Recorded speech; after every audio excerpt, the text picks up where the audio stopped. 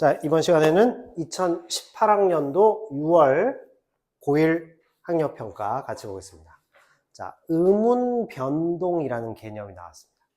의문 변동이 무슨 말이죠? 자, 11번 문제입니다. 자, 의문의 변동이란 말은 무슨 말이냐면, 의문 변동은 무슨 소리냐 하면, 의문 변동이 뭐예요? 표기하고 발음이 일치하지 않는 거야. 한국어의 특징은 뭐냐면 표기는 잡일이라고 밑에 보시면, 그죠? 표기되어 있죠. 근데 발음은 잠일이 되어버립니다. 자, 질문에 대한 답으로 적절한 것은 해보겠습니다. 의문 변동은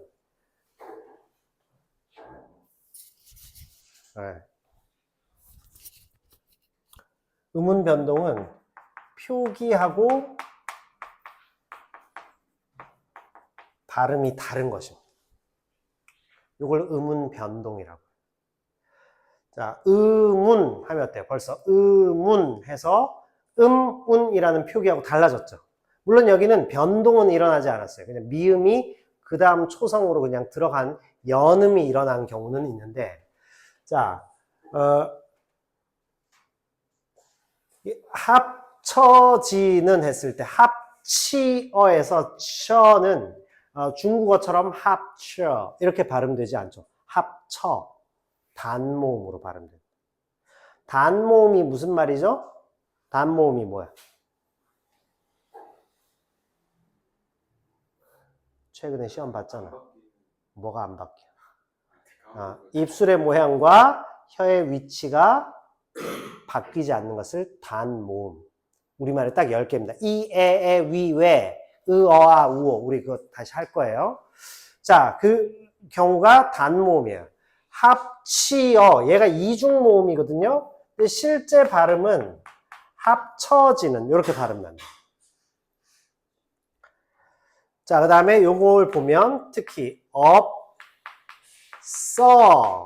없어지는, 이렇게 간단 말이에요. 자, 그래서 시옷이 쌍시옷으로 이렇게 변동이 됩니다. 자, 이런 식의 규칙들이 있어요. 여기 중3들은 내년 1학기 가면 무조건 중간고사 이거 보게 돼 있습니다. 어떤 학교도 안 보는 학교가 없어요. 자, 문제는 중학교 2학년 2학기 때 이게 나온다는 거예요. 네. 자, 2학년들 다음 학기에 이거 나옵니다. 자, 그래서 교체 두 개 중에 두 개가 하나로 합쳐져 버린 것, 축약. 그 다음에 둘 중에 하나가 없어지는 것이 탈락. 원래 없었던 것이 새로 덧붙는 게 첨가입니다. 그래서 의문 변동은 교체, 그 다음에 축약, 탈락, 그리고 첨가. 4개의 유형으로 나눠요. 자, 보겠습니다. 잡일이에요. 그러면 잡스러운 일이다 해서 일을 강조해 주는 거예요. 그러다 보니까 잡일이라고 해서 니은이 첨가됐습니다. 그러고 나니까 니은 때문에 앞에 있는 비읍이 다시 콧소리, 비음으로 교체가 됩니다. 그래서 이것을 비음, 콧소리화 된다 하여 비음화 이렇게 얘기해요. 아시겠죠? 따라서 의문 변동이 몇 번 일어났어? 민재가 얘기해 보세요. 몇 번 일어났어? 잡일에서. 의문 변동 일어난 게 몇 번 일어났어? 2번 일어났죠. 그죠? 니은 첨가가 일어난 다음에 교체가 일어났다. 어려운 걸 물어본 게 아닙니다. 요거 딱 보면 확인할 수 있는 걸 여쭤본 거예요. 자, 이렇게 해서 전체적으로 의문 변동이 요 보기 표 안에 다 들어있다고도 볼 수 있어요. 이게 앞으로 우리가 의문 변동이구나. 이렇게 머릿속에 딱 그려 놓으셔야 돼요. 무슨 소리인지 아시겠죠? 한 번 해가지고 안 되죠, 당연히. 자, 다시 말해서 이 국어라는 과목의 성격은 영어적인, 읽는 거니까 영어적인 요소도 있지만 수학적인 게 굉장히 강해요. 원리가 들어있다. 그렇죠? 그래서 그렇게 나는 것이 어떤 것인지 여러분이 보시면 되죠. 자, 1번. 풀어보라 하면 또 힘드니까. 비읍 더하기 히읗이 피읍으로 바뀝니다. 자, 얘는 축약이 되죠. 다음 뇨입니다. 요에 니은이 첨가됐죠. 국논입니다. 국논은 이응과 니은으로 같이 바뀌었죠. 그래서 교체가 2번 일어났어요. 자, 색년필입니다. 니은이 첨가되고 나니까 앞에 있는 기억이 이응으로 비음화가 됐죠. 그렇죠? 따라서 답은 4번이 돼요. 자, 한여름 했습니다. 니은이 첨가됐죠. 뭔 소리인지 이해하셨어요? 자, 이것이 음운 변동입니다. 당연히 고등학교 1학년 문제에서 이런 거는 아예 나오지도 않아요. 한 10년 전에는 이런 거 나왔는데 지금은 아예 이런 문제는 나오지도 않는다. 자, 그래서 우리는 기본적인 걸, 이게 거의 한 10년 전에, 8년 전에 시험이니까.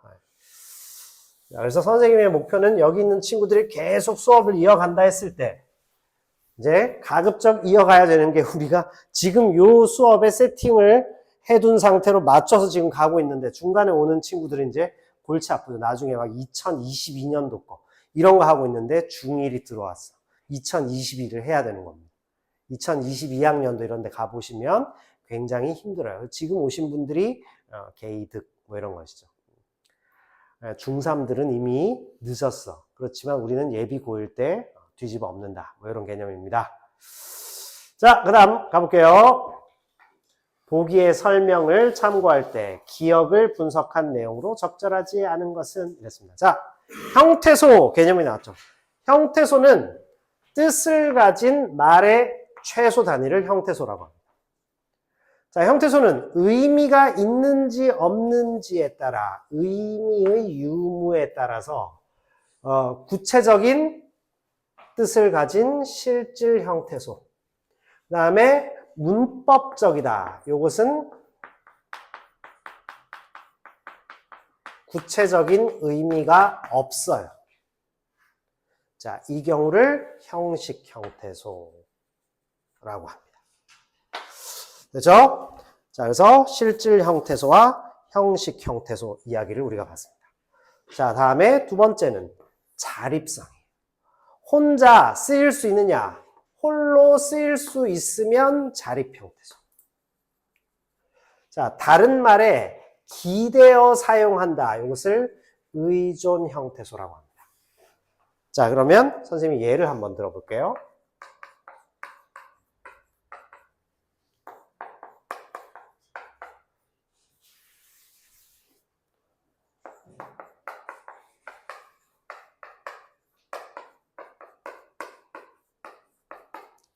형태소 분석 한번 해보겠습니다. 과일. 과일은 따로 뗄 수 있죠. 과일은 홀로 쓸 수 있어, 없어? 과일. 있죠? 혼자 쓸 수 있지. 너 지금 뭐 사러 간대? 과일. 할 수 있잖아요. 그죠? 그래서 명사이기 때문에 얘는 실질적이면서 자립을 할 수 있습니다. 자, 을은 구체적 뜻이 없죠. 형식적이면서 앞에 다른 말이 있어야 되니까 의존. 자, 이해하셨어요? 먹 보세요. 먹. 실질적 뜻 있어요, 없어요? 먹. 있죠? 자, 그래서 얘는 실질적인 의미를 갖고 있다. 그런데 홀로 쓸 수 있어요, 없어요? 없죠. 그래서 실질 형태소이지만 이렇게 의존 형태소인 경우. 자, 는과 다는 전부 형식 형태소이면서 의존 형태소죠. 구체적 뜻을 갖고 있지는 않고 어간과 어미로 지금 나누었다. 자, 어간이 무슨 말이에요? 민재? 어간. 먹는다 해서 어간이 먹이야. 아, 그러면 어간은 무슨 뜻, 뭘까? 뭘 어간이라고 할까? 먹은 여기서 어떤 역할을? 뜻을 갖고 있어요. 그죠? 구체적인 의미를 가진 부분. 동사나 형용사에서 구체적 의미를 가진 부분을 가리켜서 어간이라고 하는 거예요. 어간은 실질적이면서 의존 형태소입니다. 자, 얘는 어미 혹은 얘처럼 조사 이렇게 됩니다. 그렇죠? 어미는 형식적인 뜻을 갖고 있으면서 역시 어간에 붙어야 되기 때문에 의존 형태소가 됩니다. 아시겠죠? 이게 1학년들은 2학기에 무조건 시험 보고 넘어가게 되어 있습니다. 1학년 2학기 시험 범위예요. 중1 2학기. 아시겠죠? 자, 선생님이 왜 이렇게 학년을 합쳤느냐 하면 어차피 중학교는 개념을 하나로 다 통합해서 가야 해요. 그래서 학년을 합쳐도 될까요? 이렇게 얘기하는데 합친 게 훨씬 좋았어요. 과거에 이미 선생님이 10년, 15년 전에 다 사용하던 방식입니다. 그래서 전혀 문제 없으니까 이렇게 보시면 됩니다. 자, 그래서 형태소는 바로 이 뜻을 가진 말의 최소 단위를 나누었을 때 실질적인 뜻을 갖고 있느냐, 형식적이냐, 자립을 할 수 있느냐, 의존해야 되느냐, 다른 말에 기대어 써야 되느냐, 이걸로 나누어지는 거예요. 뭔 소리인지 아시겠죠? 여기 1학년들 잘 보셔야 돼요. 1학년 2학기 문법. 청운중은, 준우 좀 어땠어? 문법 괜찮았어요? 1학년 2학기 문법? 네. 자, 그럼 중앙중은 조금 어렵게 낼 수 있습니다. 네, 우리 동명여중도 그렇게 어렵게 내는 학교는 아닌데 간혹 문제를 확 어렵게 할 때 간혹 있어. 가끔 뭐 청운중도 마찬가지야. 가끔 어렵게 확 낼 때가 있어요. 근데 요새는 거의 없는 것 같은데 시험 봤을 때 어땠어? 승호?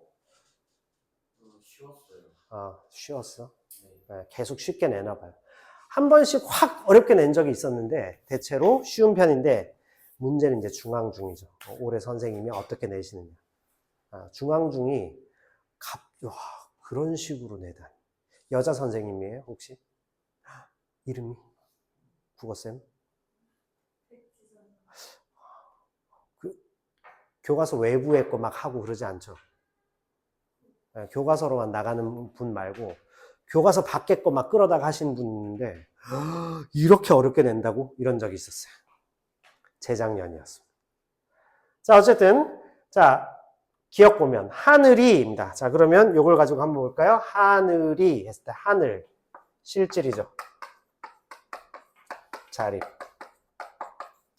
이입니다. 형식이죠. 그리고 의존. 이 말을 확실히 알아들으셔야 돼요. 매우는 실질일까 형식일까? 수영이가 얘기해. 실질적인 뜻을 갖고 있어? 형식적인. 매우.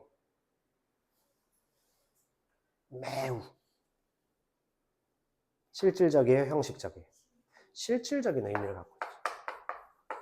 그리고 매우란 말은 혼자 쓸 수 있지. 띄어쓰기를 했잖아, 지금. 재경이 이해했어? 무슨 말인지? 띄어쓰기를 했지. 그러니까 자립한단 말이야. 홀로 쓰일 수 있다. 자, 높고입니다. 높과 고로 나누죠. 자, 높은 실질인데 높은 실질이면서 의존. 어간이죠. 자, 그 다음에 고는 형식적이면서 의존. 그죠? 어미가 된다. 자, 푸르와 다로 나뉩니다. 푸르. 어때요? 실질적이면서 의존. 어간이죠? 다는 형식적이면서 의존이다.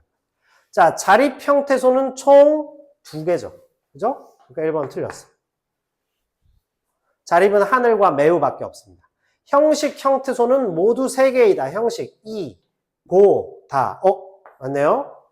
모두 3개다. 자, 의존 형태소는 모두 5개다. 의존을 한번 세보면 알죠? 하나, 둘, 셋, 넷, 5. 맞죠? 실질 형태소이면서 의존 형태소는 모두 2개다.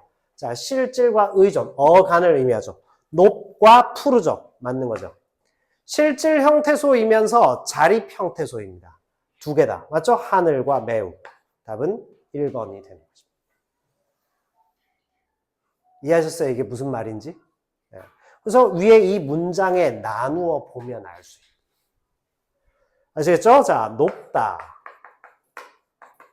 하면 나눌 수 있죠. 앞에 걸 어간, 실질적 뜻, 뒤에 것을 어미. 그죠? 푸르다. 푸르다, 푸르고, 푸르니, 어간, 어미. 이렇게 됩니다. 그래서 어간은 둘 다 의존, 서로 붙어야 돼. 혼자서는 쓸 수 없어. 의존적인데 앞에 높과 푸르의 경우는 실질적 뜻을 갖고 있기 때문에 실질 형태소이면서 의존 형태소. 뒤에 다, 뭐 높고죠. 아까 쟤는 높고니까 고. 이런 것은 어미로서 형식 형태소인데 심지어 또 붙어야 되죠. 그래서 의존 형태소. 모든 형식 형태소는 당연히 의존 형태소입니다. 어디 기대해야 되니까. 자, 요런 정도예요.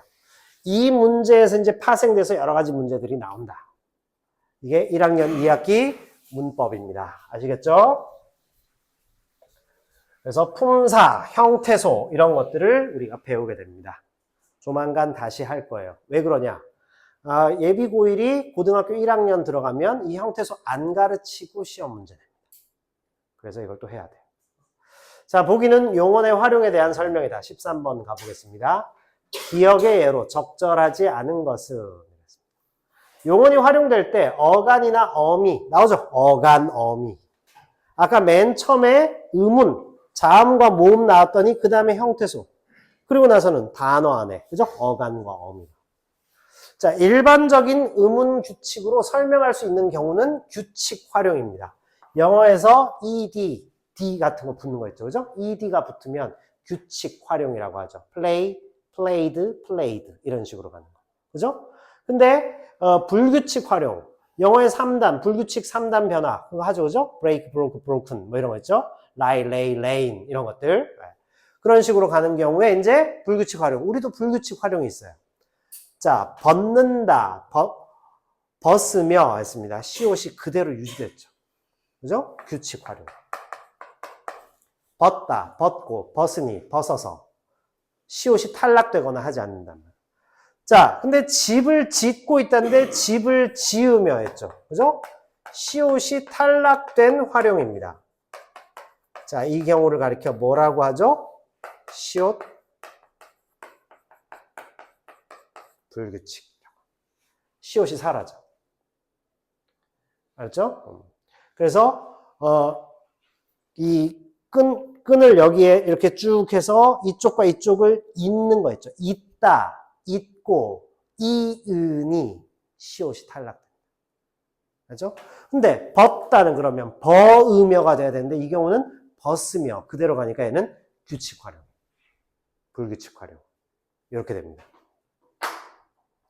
특이하게 이것도 1학년 2학기에 시험에 날 수 있어요. 네.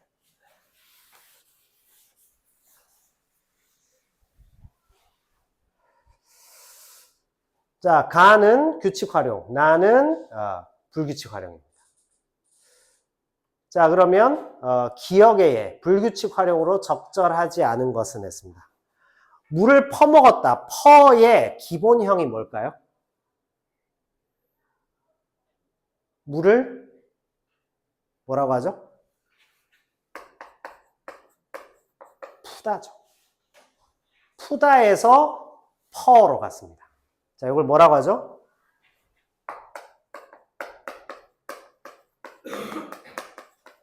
우가 불규칙되는 거예요. 자, 그 다음에 비밀로 묻다. 비밀로 묻어두었다. 묻다, 묻고, 묻으니, 묻어서 이렇게 되죠. 자, 얘는 규칙입니다. 자, 음악을 듣다, 듣고, 들으니, 들어서 규칙이죠.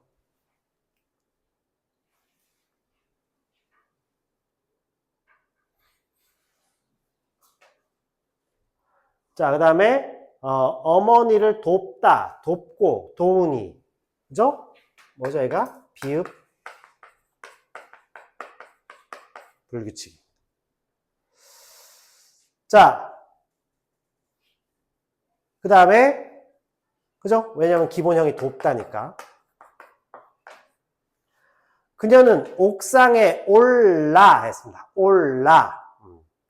자, 그래서 옥상에 올라 했을 때 오르다죠. 그죠? 오르다가 리을 리을형 활용이 됩니다. 자, 이 경우를 뭐라고 하죠? 르 불규칙이라고.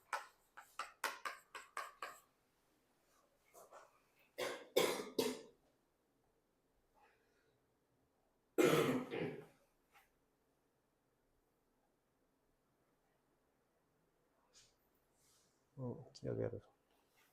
자, 선생님이 그죠? 얘는 듣다잖아, 그지? 기본형을 안 써. 그래서 이게 뭐지? 자, 듣다, 듣고, 들으니 이렇게 됐죠. 자, 그래서 얘는 디귿 불규칙이다. 죄송해요. 네. 디귿 불규칙이죠. 자, 그러니까 여기서 규칙은 딱 하나밖에 없죠. 답은 2번이 됩니다. 푸다. 푸어여서 푸어 해서 퍼가 돼야 되는데 우가 탈락돼 버려요. 우불규칙이. 푸다 하나밖에 없어요.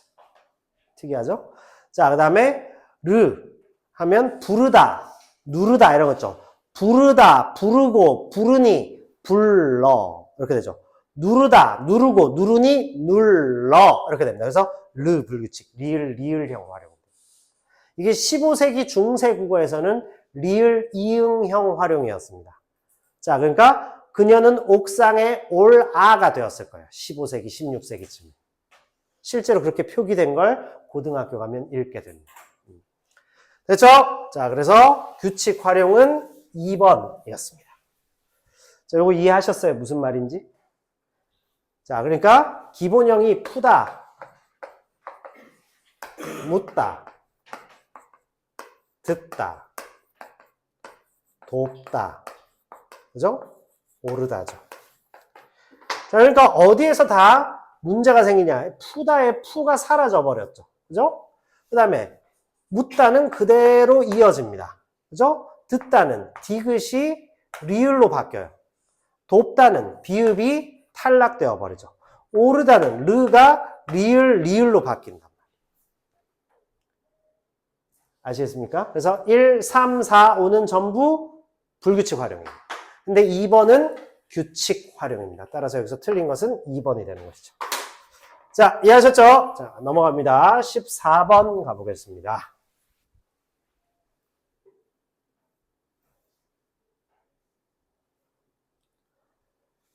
문장을 수정할 때 고려한 사항으로 적절한 이제 문장이 딱 들어가잖아요. 그죠? 그녀는 학교에서 되었다 했습니다. 되었다라는 것은 회장이라는 말이 꼭 들어가야 되죠. 자, 이때 이 회장이를 문장 성분상 뭐라고 할까요? 배웠잖아. 문장 성분 뭐야, 이거? 서연이. 보어죠. 배우신 분. 우리말에 되다와 아니다가 요구하는 문장 성분이 바로 보어입니다.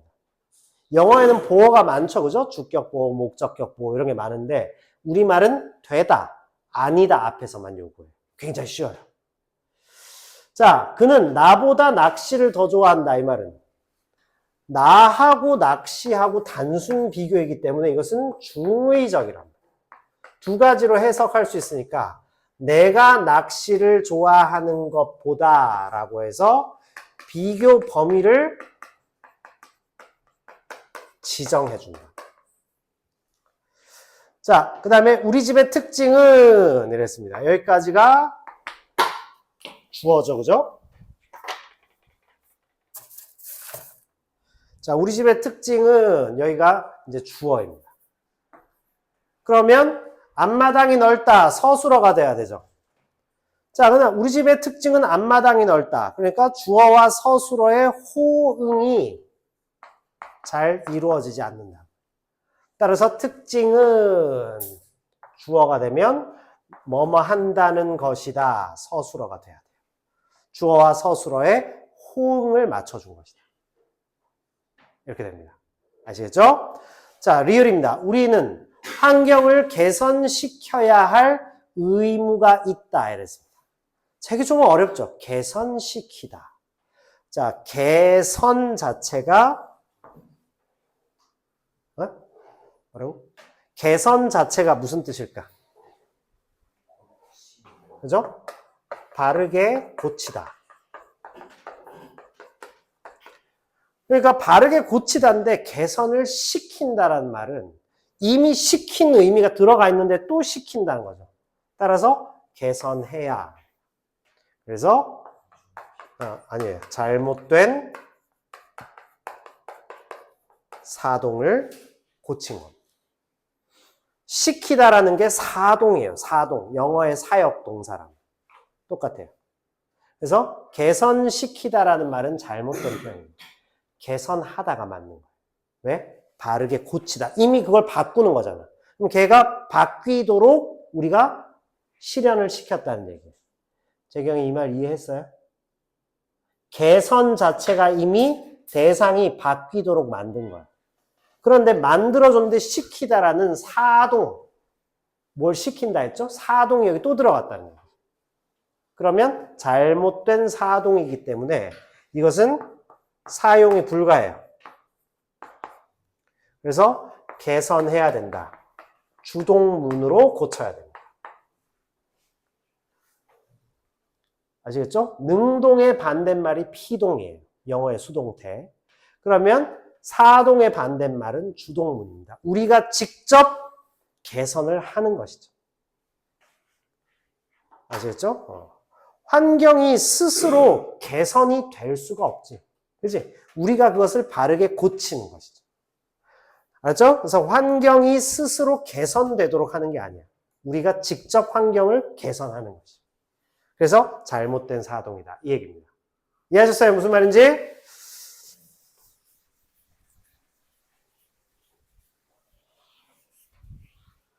아시겠죠? 환경을 개선시킨다 이러면 환경, 너 똑바로 바뀌어. 이게 안 되는 거죠. 그래서 개선해야 주동으로 우리가 직접 주체가 돼서 환경을 바르게 고치는 일을 한다. 이런 뜻입니다. 재경이 이해됐을까? 재경이만 이해하면 돼. 네, 됐죠? 다른 학생보다. 방금은 재경이가 중요했어. 자, 미음 보겠습니다. 민재 이해했어요, 이거? 환경을 개선시키다. 이거 왜 틀렸는지. 개선시키다 이렇게 되면 환경, 너 똑바로 고쳐져. 시킨단 말. 불가능하죠. 환경을 우리가 가서 바르게 고친다. 개선하다. 주동문이 돼야 된다. 이 소리예요. 아시겠죠? 사동을 쓰면 안 된다. 시킬 수가 없어. 환경더러 시킬 수가 없잖아. 무슨 말인지 이해했어요? 자, 미음 보겠습니다. 그들은 조용히 정숙을 유지하고 있었다. 정숙 자체가 이미 조용하다라는 뜻이죠. 그래서 불필요한 이중 표현입니다. 정숙이 이미 조용하다는 뜻이에요. 그래서 그들은 정숙을 유지하고 있었다. 이러면 돼요. 그러니까 순우리 말하고 그들은 조용함을 유지하고 있었다라고 쓰든지 아니면 정숙을 유지하고 있었다. 자, 서술어가 요구하는 문장 성분인 주어를 추가한다. 틀렸죠? 보어를 추가한다. 답은 1번이네요. 그죠? 자, 1번 틀렸습니다. 니은, 문장의 중의성 해소. 아까 니은이 뭐였어? 이거죠? 나보다 낚시를 더 좋아한다. 중의적인 표현이죠. 그래서 그 범위를 지정을 해줬다. 자, 세 번째입니다. 디귿, 주어와 서술어의 호응. 맞죠? 네 번째, 개선시키다. 불필요한 사동 표현이죠. 굳이 개선을 우리가 지금 하는데 환경한테 시켰다. 불필요한. 자, 미음, 의미가 중복되는 어휘를 삭제했습니다. 조용히와 정숙은 같은 의미다. 이렇게 됩니다. 됐죠? 그래서 우리가 문법 14번까지 봤습니다. 15번 보겠습니다. 자, 보기에 밑줄 친 부분에 해당하는 예로 적절한 것을. 자, 객체 높임. 고등학교 1학년 1학기 기말고사에 나오는 내용이죠. 자, 객체 높임은 문장의 목적어나 부사어를 높이는 거야. 즉, 객체에 대한 높임을 얘기합니다. 자, 객체 높임이란 것은 모시다, 여쭙다 등의 높임의 의미가 있는 특수 어휘를 사용합니다. 특히 이 객체 높임은 100%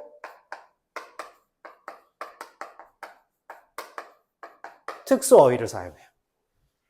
그래서 뭘 사용하냐. 그 특수 어휘도 많지도 않아요. 모시다, 뵙다, 여쭙다,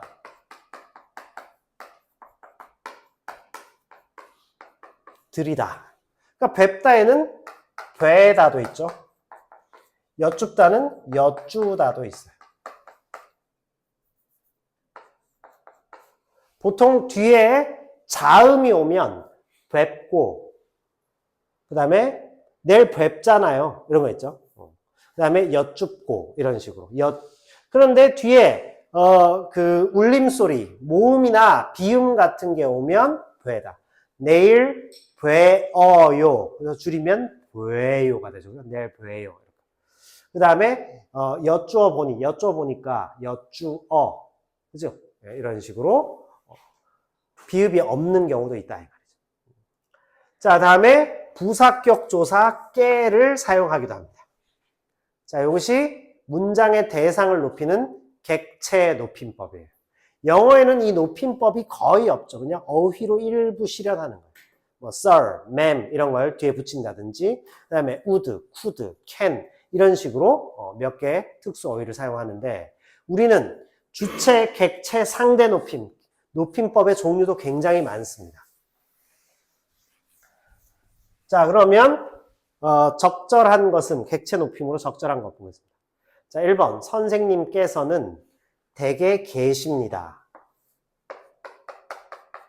계시다죠? 주체 높임이에요. 그리고 비읍니다가 들어갔죠? 자, 이것은 상대 높임이에요. 높임말을 썼다. 자, 2번입니다. 형은 어머니께 그 책을 드렸다. 그랬죠? 답은 2번이 됩니다. 3번 할아버지께서는 눈이 밝으십니다. 보세요. 박 더하기 으시 더하기 비읍니다. 이렇게 붙었죠. 자, 뭘 높였을까? 할아버지를 높인 게 맞아요? 할아버지를 높이긴 높였는데 누굴 높였냐면 할아버지의 눈을 한 번 더 높인 거예요. 자, 그래서 눈을